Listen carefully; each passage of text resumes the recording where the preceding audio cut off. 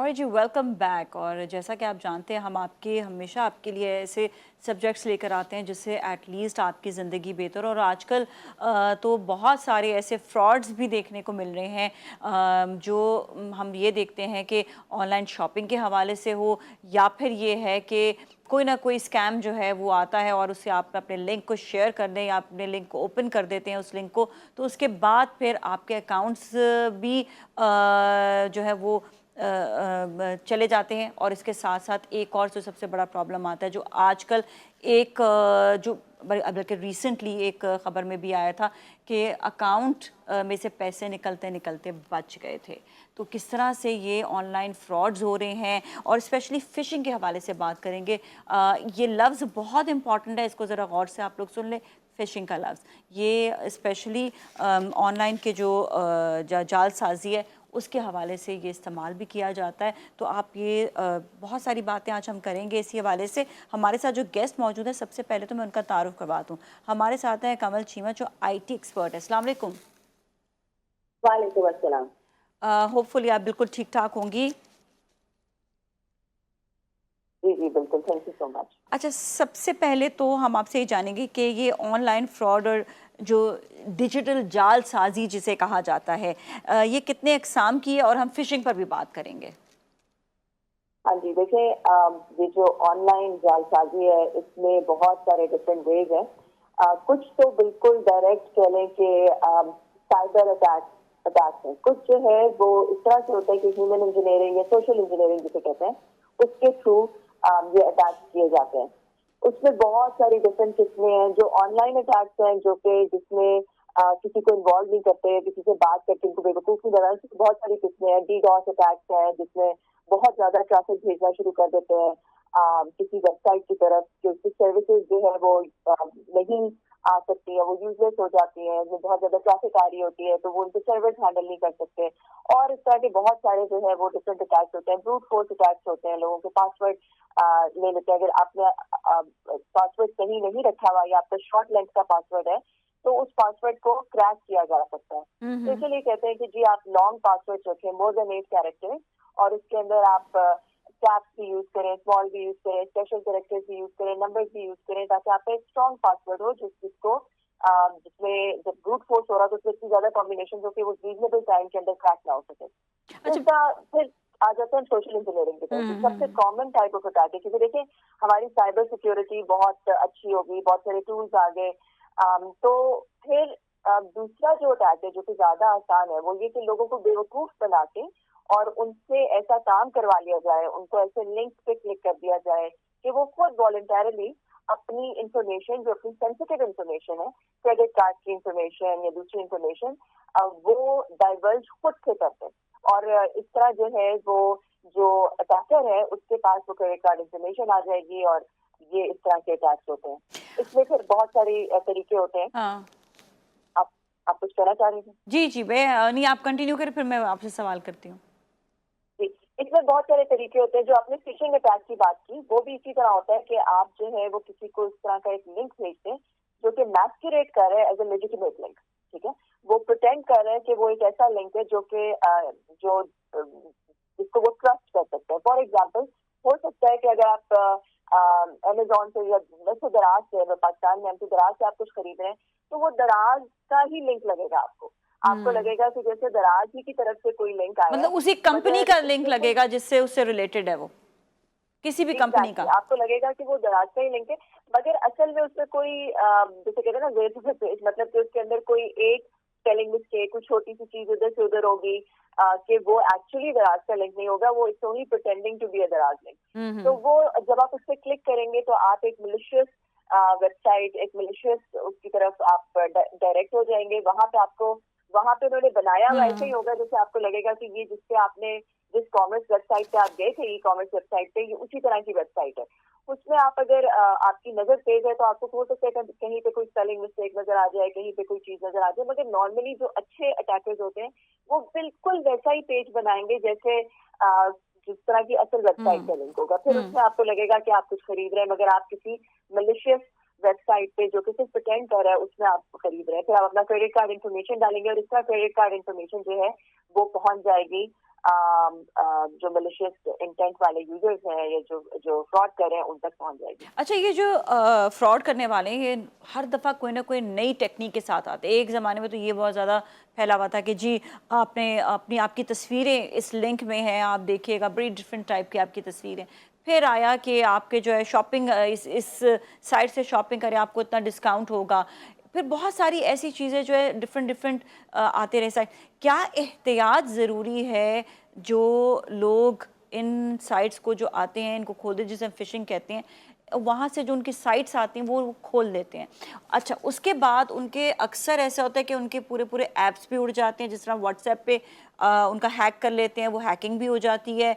और कहीं ना कहीं उनके जो है जिस तरह भी हमने बात की है कि उनके बैंक अकाउंट्स के हवाले से वो बड़े सेंसिटिव इशू हो जाते हैं। हालांकि जो ऑनलाइन बैंकिंग है उसकी बड़ी सिक्योरिटी है, क्योंकि ओटीपी जो है वो आपका बेसिकली जो आता है वो तो आपके अपने मोबाइल पर आता है। उसकी शेयरिंग भी कहते हैं कि बिल्कुल नहीं करनी चाहिए, वो तो आपका बड़ा सीक्रेट कोड होता है। बिल्कुल ऐसा ही है। सिक्योरिटी के हवाले से अगर बात की जाए तो अब 2 फैक्टर ऑथेंटिकेशन आ गई है, जिसमें आपकी डबल डबल सिक्योरिटी है। आपको वो ओटीपी भी आता है, आप 2 डिफरेंट डिवाइसेस से जो है वो आप उसको पहले करते हैं। तो इस वजह से 2 डिफरेंट डिवाइसेस से आप उसको ऑथराइज करते हैं, अप्रूव करते हैं। तो इस वजह से जो है वो डायरेक्ट अटैक करना, जहाँ पे आप खुद इन्वॉल्व नहीं है बीच में, थोड़ा ज्यादा मुश्किल हो गया, स्पेशली अगर आपकी 2 फैक्टर ऑथेंटिकेशन भी लगी हुई है। और मगर ये जो अटैक्स होते हैं, ये जो सोशल इंजीनियरिंग की मैं बात कर रही हूँ, ये लोगों को बेवकूफ बना के किए जाते हैं। ठीक है, तो उसमें हो सकता है कि आपको कोई कॉल करे और आपके कहे कि मुझे कोई और इन्फॉर्मेशन। ये मेरे साथ अभी रिसेंटली हुआ है कि एक कॉल आए कि जी आपके पीटीए का नंबर ब्लॉक हो जाएगा और आप अपनी ये ओटीपी कोड आया होगा वो दे दें। तो इस तरह के अगर आपको कोई भी कॉल्स आती है या कोई ईमेल आती है, अच्छा जब ईमेल आती है तो वो ईमेल में बाकी सारी चीजें वैसी लगती हैं, बिल्कुल सही लगती हैं। हमेशा ये जरूर देख लें, और ईमेल एड्रेस पे ऊपर नाम लिखा होता है, ये जरूर देख लें कि वो ईमेल एड्रेस है क्या। ईमेल के जो नाम है उस पर क्लिक करेंगे तो आपको पीछे ईमेल एड्रेस नजर आ जाएगा कि जिस ईमेल एड्रेस से वो आया है। नॉर्मली वो जो ईमेल एड्रेस होता है बड़ा अजीब सा ईमेल एड्रेस होता है। तो आपको पता चल जाता है कि किसी ये सही सर्वर से नहीं आया। उसकी स्पेलिंग जरूर देख लें ताकि आपको पता चल जाए कि सही जगह से आया है नहीं। दूसरा ये कि अगर कोई भी अननोन क्लिक्स आते हैं ऐसी किसी कंपनी से जिसको आप नहीं जानते, तो फिर उस पर क्लिक ना करें। कोई अनएक्सपेक्टेड ईमेल आती है कि आपका इतना बड़ा प्राइज निकल आया है, या आपकी पिक्चर्स उधर पड़ी हैं, या आपका लोन जो है वो निकल आया है, आपने किसी लोन के लिए अप्लाई किया था वो निकल आया है, या आपका कोई पूरा अंदाजी में कोई आपका नाम निकल आया है। कोई भी इस तरह की चीज आती है, या कोई इनहेरिटेंस आपको मिल रही है, इस तरह की बहुत आती रही है, तो उस पर क्लिक मत करें। लिंक्स पे एटलीस्ट क्लिक मत करें। अपनी कोई पर्सनल इंफॉर्मेशन, अपनी डेट ऑफ बर्थ, अपने अकाउंट नंबर, शनाख्ती कार्ड नंबर, कोई भी इस तरह की पर्सनल इंफॉर्मेशन मत दें। और अगर आपसे कोई कहता है कि भाई मुझे वो कोड आएगा, वो बस कोड दे दें, तो वो वो कोड तो कोड बिल्कुल भी शेयर ना भी करें। मत दें। हाँ, हाँ। कोड अपना बिल्कुल शेयर मत करें। नॉर्मली जिस तरह के गवर्नमेंट एम्प्लॉयज होते हैं या बैंक के एम्प्लॉयज होते हैं, कभी भी आपको फोन करके आपसे कोड नहीं पूछते। कभी भी आपको फोन करके आपसे आपका कार्ड नंबर या पिन नंबर या आपका जो पासवर्ड है वो आपसे कभी भी नहीं पूछते। तो इसलिए ये आप जब भी आपको इस तरह के फोन आते हैं तो बिल्कुल आप उनको एंटरटेन ना करें। और अगर आपको लग रहा है कि वो कोई लेजिटिमेट फोन आया आपको कहीं से, तो फिर आप उनसे कहें जी आप फोन रखें, मैं खुद कॉल करता हूँ उस जगह पे या उस बैंक में या उस जगह जो भी वो कॉल सेंटर है, आप खुद उसके अंदर कॉल करें और उनसे कहें जी ये आया है, क्या ये ऐसा है। उस जो उनकी आईडी कॉल है उसको मत एंटरटेन करें।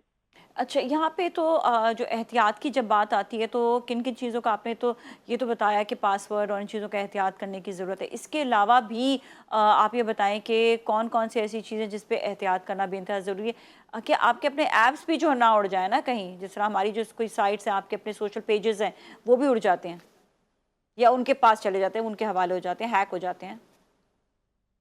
जो आपकी एप्स होती है, जब आप एप्पल स्टोर या गूगल प्ले स्टोर से एप्स डाउनलोड करते हैं, तो नॉर्मली जो उनकी अपनी जो स्टोर की सिक्योरिटी होती है, वो नॉर्मली ऐसा होता है कि वो आपसे एप्स इजाजत लेती हैं कि can they access your mic, can they access your photos, can they send you notification, etcetera etcetera, can they access your contact. तो वो परमिशन आपसे वो लेती हैं। अगर आपकी वो कोई ट्रस्टेड ऐप नहीं है, कोई ट्रस्टेड वेंडर से आप नहीं डाउनलोड कर रहे, आपने प्रॉपर, आपको नहीं पता उस ऐप के बारे में, तो उसको वो परमिशन ग्रांट मत करें।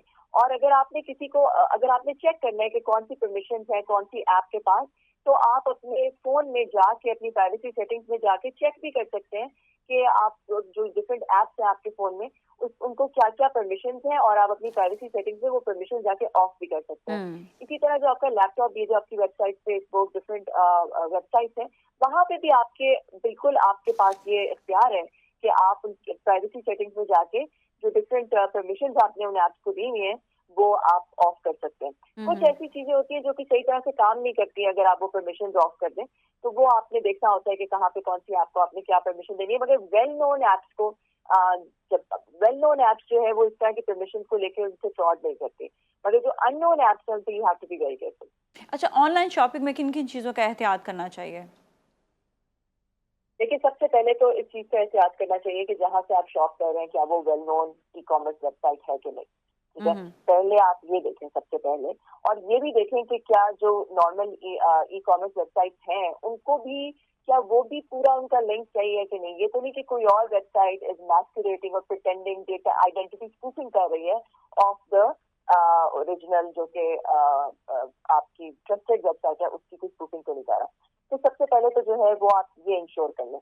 उसके बाद जो है वो फिर आप ये इंश्योर करें कि जब वो कोई पेमेंट गेटवे यूज करें तो कोई वेल नोन पेमेंट गेटवे है कि नहीं, और फिर उस पर आप अपनी जो इन्फॉर्मेशन है फिर आप डालें। तो थोड़ी थोड़ी चीजें हैं जो कि अगर आप if you just care about them, और जो कोई लिंक आपको बाहर से आता है उस लिंक पे बारहा ये रूल बना लें कि आप अननोन लिंक पे तो बिल्कुल भी क्लिक नहीं करेंगे, और अननोन ईमेल्स पे भी, अगर सिर्फ लिंक नहीं उस पर कोई अटैचमेंट भी है उस ईमेल में, जैसे कोई पिक्चर्स आई हैं या कोई और अटैचमेंट है, या स्पेशली अगर .html की कोई अटैचमेंट है, तो उस पर तो बिल्कुल भी किसी ऐसी अटैचमेंट पे मत क्लिक करें, मत खोलने की कोशिश करें। काफी दफा ये भी होता है कि आपको कोई बहुत ही आपकी क्यूरियोसिटी को उन्होंने किया होता है, टिकल किया होता है, और वो आपसे जो है वो ऐसी कुछ चीज होती है कि ये खोल के देख लो इसमें क्या हो रहा है, और आपको लगता है कि आपको जरूर खोलनी चाहिए, इस पर जरूर क्लिक करना चाहिए और ये डाउनलोड करनी चाहिए अटैचमेंट। तो ऐसी इससे बिल्कुल परहेज करें, because they know how to trick people. They know कि किस तरह लोग जो है दे विल